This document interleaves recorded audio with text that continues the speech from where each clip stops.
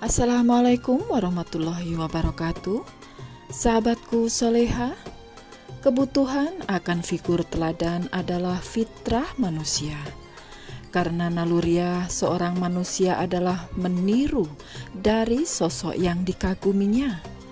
Contoh konkret dan gambaran hidup memberikan pengaruh tersendiri yang tidak diberikan oleh paparan teori semata.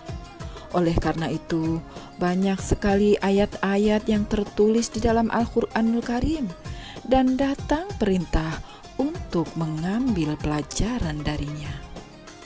Allah Ta'ala berfirman dalam surat Yusuf ayat 111, "Sesungguhnya pada kisah-kisah mereka itu terdapat pelajaran bagi orang-orang yang mempunyai akal." Al-Quran itu bukanlah cerita yang dibuat-buat, akan tetapi membenarkan kitab-kitab yang sebelumnya dan menjelaskan segala sesuatu dan sebagai petunjuk dan rahmat bagi kaum yang beriman. Begitupun dalam sejarah, setidaknya ada beberapa nama wanita terpandang yang diantara mereka ada yang dimuliakan Allah Ta'ala dengan surga. Rasulullah Shallallahu Alaihi Wasallam bersabda, perempuan termulia di dunia ini ada 4, yaitu Maryam binti Imran, Asiyah binti Muzahim istri Fir'aun, Khadijah binti Khuwailid, dan Fatimah binti Muhammad. Hadis riwayat Ahmad.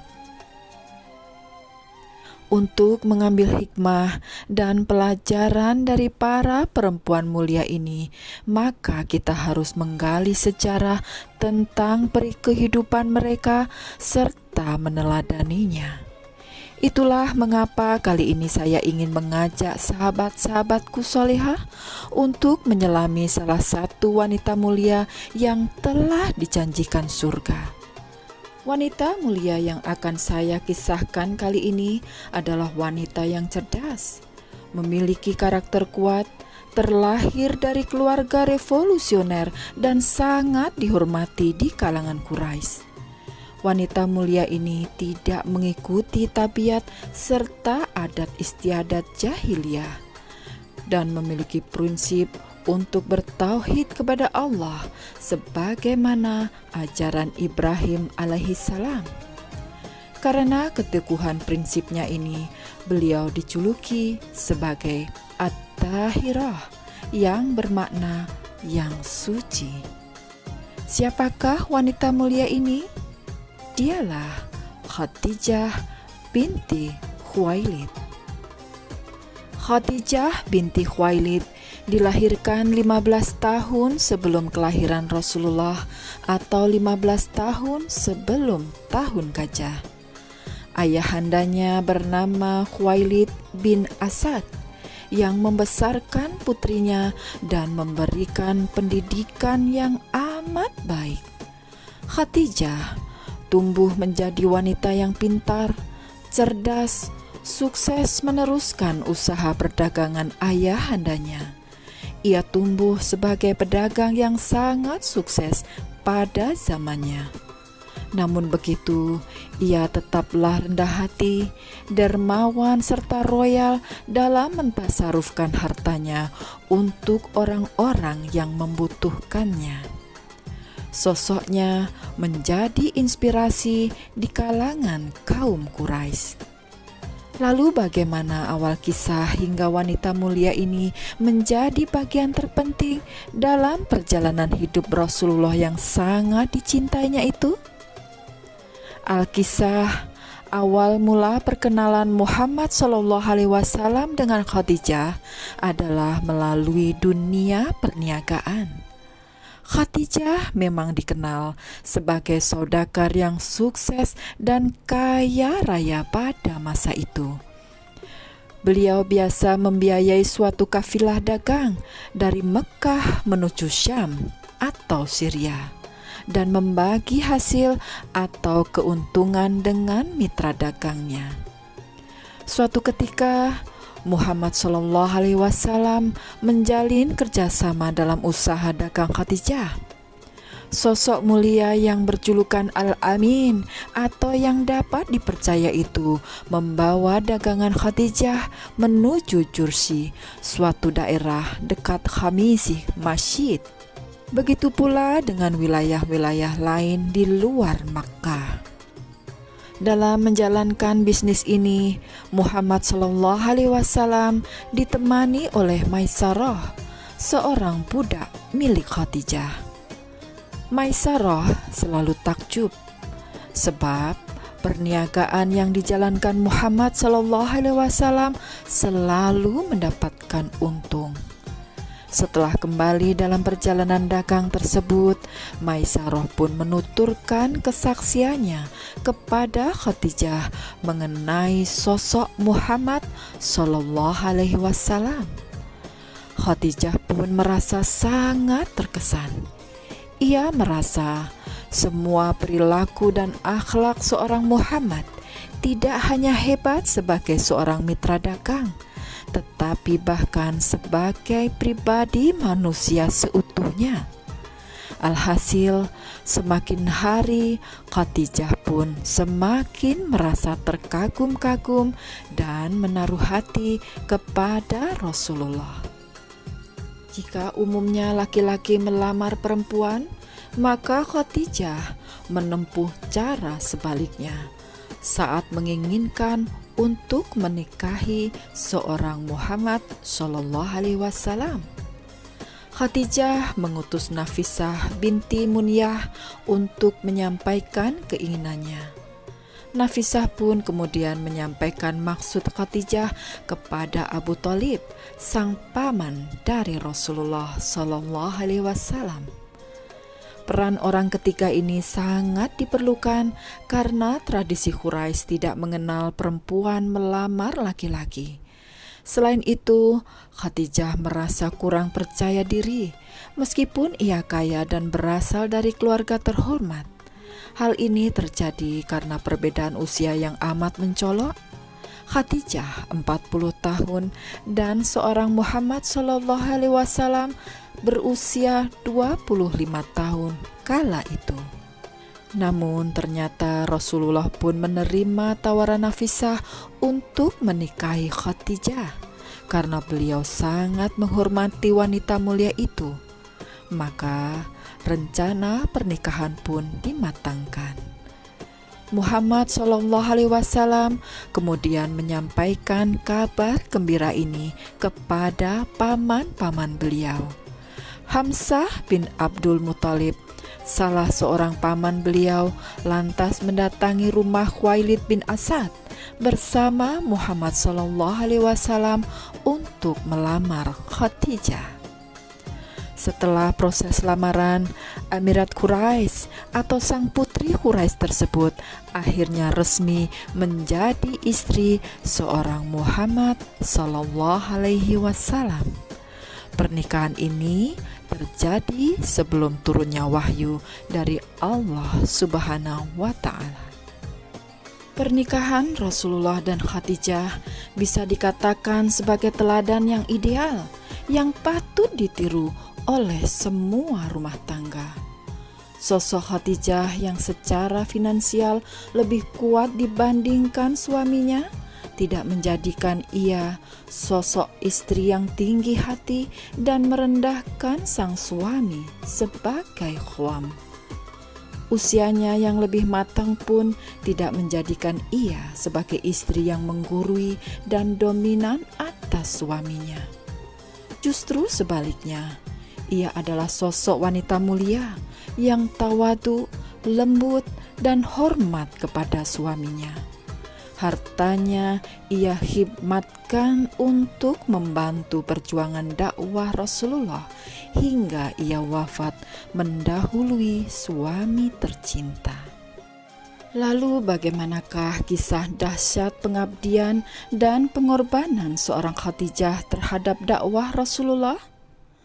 Dukungan utama Khadijah terlihat saat Nabi Muhammad SAW menerima wahyu pertama di Gua Hira. Saat itu dia menemani Rasulullah SAW yang ketakutan seperti diceritakan Aisyah putri Rasulullah SAW. Beliau pun pulang dalam kondisi gemetar dan bergegas hingga masuk ke rumah Khadijah.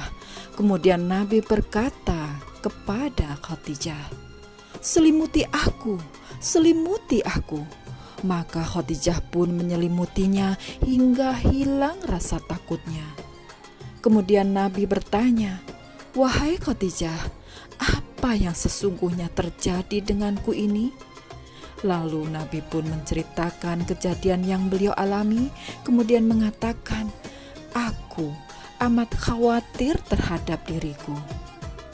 Maka Khadijah mengatakan, "Sekali-kali janganlah takut wahai suamiku. Demi Allah, dia tidak akan menghinakanmu selama-lamanya. Sungguh, engkau adalah orang yang menyambung tali silaturahmi, pemikul beban orang lain yang susah, pemberi orang yang miskin, penjamu tamu, serta penolong orang yang menegakkan kebenaran." Hadis riwayat Bukhari. Sahabatku, lihatlah bagaimana jernihnya iman yang terpatri kokoh di dalam dada seorang Khadijah. Ia adalah sosok yang membenarkan wahyu dari Allah Subhanahu wa Ta'ala. Keistimewaan Khadijah juga terlihat saat Nabi Muhammad SAW menerima wahyu pertama kali di Gua Hira. Khadijah tidak bersikap masa bodoh, namun beliau ikut mencari tahu dan mencari kebenaran wahyu yang diterima oleh Nabi Muhammad SAW. Saat itu Khadijah mendatangi pamannya yang bernama Warokah bin Naufal yang bisa berbahasa Ibrani. Warokah diceritakan sebagai orang tua yang kehilangan penglihatan namun dipercaya oleh Khadijah. Kisah ini dituliskan dalam hadis seperti yang diceritakan oleh Aisyah radhiyallahu anha. Setelah itu Khadijah pergi bersama Nabi menemui Warokah bin Naufal. Ia adalah saudara dari ayah Khadijah. Warokah telah memeluk agama Nasrani sejak zaman jahiliyah. Ia pandai menulis Alkitab dalam bahasa Arab. Maka disalinnya kitab Injil dalam bahasa Arab seberapa yang dikehendaki Allah untuk dapat ditulis. Namun, usianya ketika itu telah lanjut dan matanya telah buta. Khadijah berkata kepada Warokah, "Wahai paman, dengarkan kabar dari anak saudaramu ini." Warokah pun berkata, "Wahai anak saudaraku, apa yang terjadi atas dirimu?" Rasulullah SAW pun menceritakan kepadanya semua peristiwa yang telah dialaminya. Warokah berkata, "Jibril adalah namus yang pernah diutus Allah kepada Nabi Musa. Duhai, semoga saya masih hidup ketika kamu diusir oleh kaummu." Maka Nabi pun bertanya, "Apakah mereka akan mengusir aku?" Maka Warokah pun menjawab, "Ya, betul. Tidak ada seorang pun yang diberi wahyu seperti engkau, kecuali pasti akan dimusuhi orang. Jika aku masih mendapati hari itu, niscaya aku akan menolongmu sekuat aku mampu." Tidak berapa lama kemudian Warokah meninggal dunia. Hal ini diriwayatkan oleh Al-Bukhari. Pengorbanan Khadijah sebagai seorang istri sungguh ia baktikan untuk mendukung dakwah Rasulullah.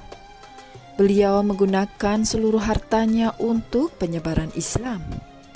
Khadijah yang awalnya kaya raya, kemudian jatuh miskin. Bahkan ketika beliau wafat, beliau tidak memiliki kain kafan untuk membungkus mayatnya. Hingga akhirnya beliau memohon kain surban Rasulullah sebagai kain kafannya.